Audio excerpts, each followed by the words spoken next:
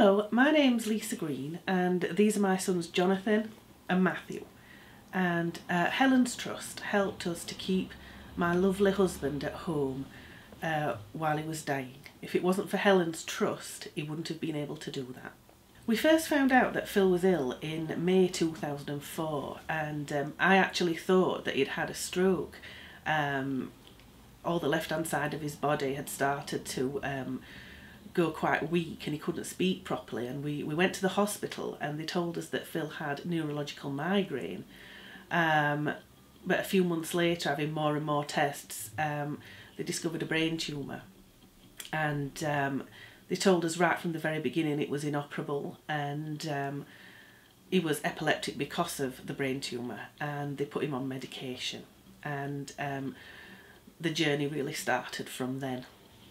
In February of 2012, Phil started to have very different seizures that were paralysing him down his left hand side, and so more scans, more hospital appointments followed, and we discovered that the tumour was growing really fast. You know, the doctors and the nurses and the district nurses all said that brain tumour patients become quite violent, and Phil never did.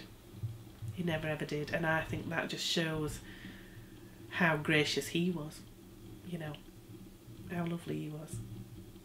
Phil kept a victory book in the hospital, and as he worked really hard with the physiotherapy people to gain his use back, he wrote little victories in this book, like being able to hold his own cup of tea, and I think one of his favourites was being able to hold his own ice cream pot. Phil absolutely loved ice cream.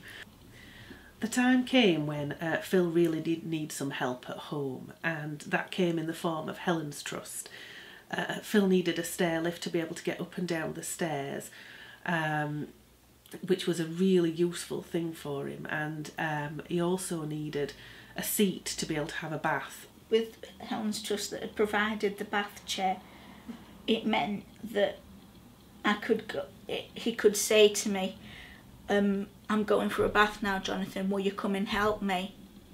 And although I was only little, well, not little, but you know, I weren't as capable to do as much for him as Mum could, I could still feel like I had that role, and that was what I did to help him. Phil didn't go in hospital and he didn't go in the hospice. He stayed at home where I looked after him. The boys could see him whenever they wanted.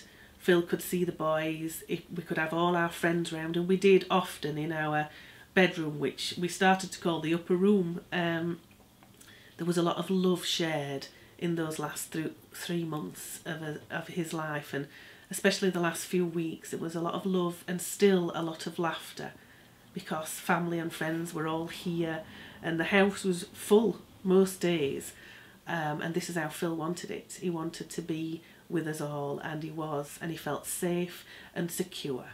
And he wrote in his victory book, the love that Lisa has for me makes me feel safe and secure. And I think to feel like that in the last days of your life is a very wonderful thing. It was a blessing to us, and it was a blessing to him, and it gave him the peace to be able to die